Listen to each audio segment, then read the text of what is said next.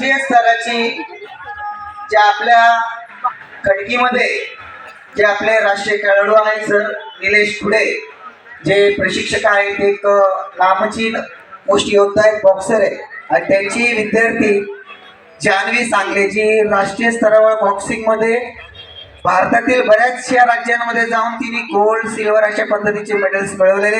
मी तिला विनंती करतो तिने स्टेजवर यायचं आहे. तिच्या देखील या ठिकाणी यथोचित सन्मान करण्यात येत आहे आणि मी त्याचा सन्मान करण्यासाठी मुदस्सर पटेल सरांना विनंती करतो की आपण या बालिकेचा यथोचित सन्मान या ठिकाणी करावा. निलेश पुढे सरांना विनंती आपण देखील यावं. आज निलेश पुढे सर